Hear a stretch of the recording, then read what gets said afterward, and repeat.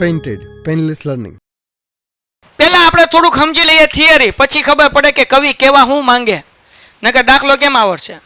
સૂચના કીધું નીચે આપેલ દ્વિઘાત સમીકરણના બીજનું સ્વરૂપ શોધો. તો બીજના 3 સ્વરૂપ છે. ડી નો જવાબ ગોતવાનો. જો ડી નો જવાબ 0 આવે તો 2 સમાન વાસ્તવિક બીજ મળે. કેવા મળે ભાઈ? સમાન. એટલે બંને x ના જવાબ હરખા હોય. ઘણી વખત જોયું કે x નો જવાબ 1/2, બીજો x નો જવાબ 1/2. એટલે d નો જવાબ જ્યારે 0 હશે ત્યારે 2 સમાન વાસ્તવિક બીજ મળશે. કેવા મળશે? સમાન વાસ્તવિક બીજ મળે. બીજ એટલે કે જવાબ. 2 સમાન જવાબ મળે x ના ટૂંકમાં. d નો જવાબ પ્લસ માં આવ્યો હોય એટલે એની ભાષા, બીજી ભાષામાં એમ કહું તો d નો જવાબ 0 કરતા મોટો આવ્યો હોય. d નો જવાબ પ્લસ માં આવ્યો એનો મતલબ શું થાય? d નો જવાબ 0. ચોપડીમાં આમ લખ્યું છે, પણ આપણે સમજવા માટે યાદ રાખવાનું કે d નો જવાબ કેમ આવ્યો હોય? પ્લસ માં. તો સમજવાનું કે 2 ભિન્ન વાસ્તવિક બીજ મળે. કેવા મળે? ભિન્ન વાસ્તવિક બીજ મળે. ભિન્ન વાસ્તવિક બીજ ખબર ને? ભિન્ન વાસ્તવિક બીજ એટલે હું? ભિન્ન એટલે કે અલગ અલગ. એક નો જવાબ x બરાબર 5 આવ્યો હોય તો બીજાનો જવાબ x બરાબર 3 આવે. એટલે x ના 2 જવાબ કેવા આવે? અલગ અલગ આવે.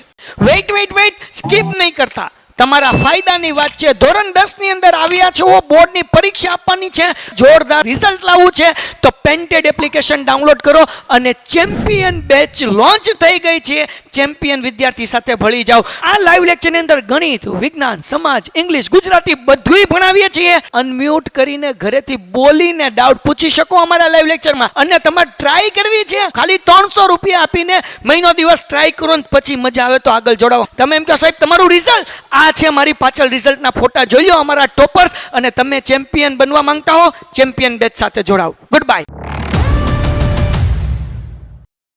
હવે ડી નો જવાબ માઇનસ માં આવે એટલે કે ડી નો જવાબ 0 કરતા નાનો આવે. 0 કરતા નાનો એટલે કે માઇનસ માં આવે. તો વાસ્તવિક બીજ શક્ય નથી. વાસ્તવિક બીજ શક્ય નથી. હાલો ડન થઈ ગયું? હા કે ના? ઓકે, મને બધાનો આન્સર આવે, બધાનો આન્સર જોવે. જો d બરાબર 0 હોય તો 2 સમાન વાસ્તવિક બીજ મળે. d નો જવાબ પ્લસ માં હોય તો ભિન્ન વાસ્તવિક બીજ મળે. d નો જવાબ માઇનસ માં હોય તો ન બોલે ની માના હમ. d નો જવાબ પ્લસ માં મળ્યો હોય તો ભાઈ d નો જવાબ 0 હોય તો d નો જવાબ માઇનસ હોય તો મતલબ x નો જવાબ આવે નહીં. હાલો ડન થઈ ગયું. આ એનું સ્વરૂપ કહેવાય. સવાલ એ થાય d એટલે શું? d ને ગુજરાતીમાં કહેવાય વિવેચક. શું કહેવાય? વિવેચક. તો વિવેચક જેમ x મધ્યકને x બાર કહીએ, મધ્યસ્થને m કહીએ, બહુલકને z કરીએ, એવી રીતના બેટા વિવેચકને શું કહેવાય? d કહેવાય. એનું સૂત્ર છે b² - 4ac. શું સૂત્ર છે ભાઈ?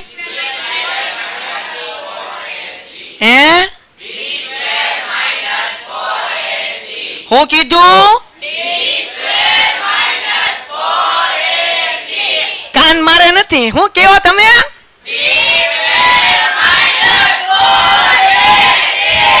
તો ભાઈ આ છે વિવેચક d નું સૂત્ર b² - 4ac. એબીસી કોને કહેવાય? તો ઈ તો સાહેબ અમને આવડે. આવડે કે ના આવડે? તો હવે x² ની આગળ હોય ને a કહેવાય, x ની આગળ હોય ને b કહેવાય, અને જેન પૂછડામાં x ન હોય એને કહેવાય હાલો સી. ડન થઈ ગયું? ઓકે. તો આપણને શું કીધું ભાઈ? બીજનું સ્વરૂપ શોધો. એટલે આપણે ગોતવાનું ભાઈ. જો d નો જવાબ 0 કે પ્લસ માં આવે તો જો વાસ્તવિક બીજ હોય એટલે વાસ્તવિક બીજ કોને કહેવાય? તો 0 અને પ્લસ માં હોય તો બીજ શોધવાના. બીજ શોધવાના મતલબ x નો જવાબ ગોતવાનો. જો d નો જવાબ માઇનસ માં આવે તો દાખલો આગળ કરવાનો નહીં. જાગોસ બધાય? હાલો અહીંયા આપણને દાખલો આપ્યો છે 2x નો વર્ગ ઓછા 3x વત્તા 5 બરાબર 0. બોલો a બરાબર શું છે? કારણ કે x વર્ગ ની આગળ હોય ને a કહેવાય એટલે a બરાબર. બોલો b બરાબર -3, c બરાબર 5. હવે d ગોતવો પડશે ને આપણે. d નું સૂત્ર શું છે બેટા? d = b² - 4ac. b કેટલા છે? b અહીંયા ધ્યાન રાખ ની એલી હેઠે શું છે? હાલો બી બરાબર શું છે? -3/2 -4 એમ મજા આવી ગઈ ને તને એમ થયું આ કોણ ટેપક્યું હે? હાલો એ બરાબર કેટલા છે ભાઈ? 2 અને સી બરાબર કેટલા છે? 5. -3/2 -3 હોય તોય 9 +3 હોય વર્ગનો જવાબ પ્લસમાં આવે. -3/2 કેટલો થાય? 9 માઇનસ આ બધાને ગુણાકાર 4 2 8 5. હવે 9 માંથી ચાલી જાય એટલે -31. ભાઈ બીજનું સ્વરૂપ કેવું મળે? ડી નો જવાબ માઇનસ માં આવ્યો ભાઈ, તો આપણે શું લખવાનું? વાસ્તવિક બીજ શક્ય.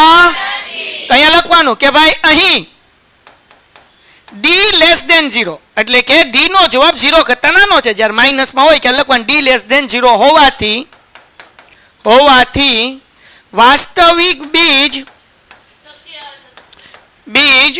શક્ય નથી. દાખલો થઈ ગયો પૂરો. કોઈને કઈ ડાઉટ? જો ડી નો જવાબ 0 કે પ્લસ માં આવ્યો હોત તો આગળ ગણત. વાસ્તવિક બીજ ક્યાં ભૂલ પડી? બીજી એલા હે હાય તો દાંત કાઢી ક્યાં ભૂલ પડી? બીજ શક્ય નથી. તો કયો તો ખરા વેલા તમે. હું સમજાવવામાં મારું ધ્યાન ન રહ્યું.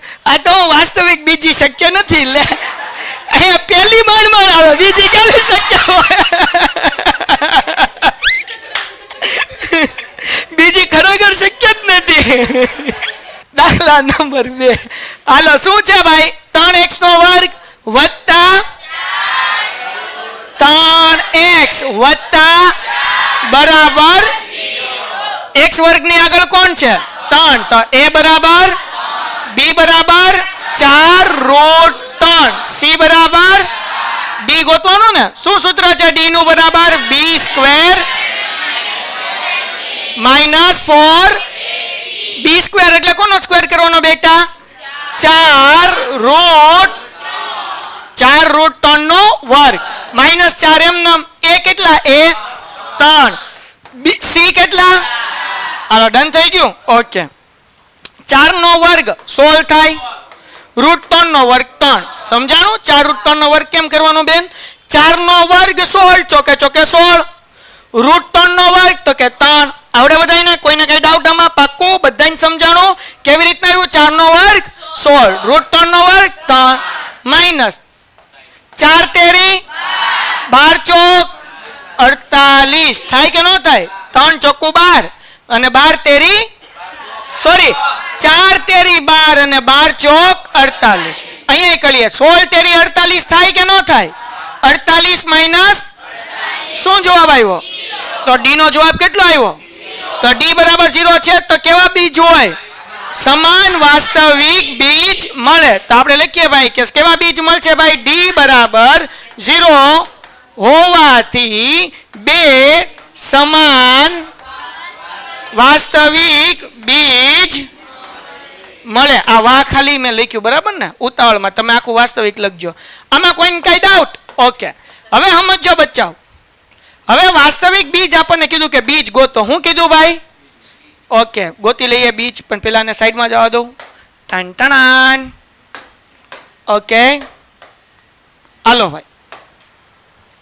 હવે આને અવયવીકરણની રીતથી સોલ્વ કરવા નહીં જવાનો.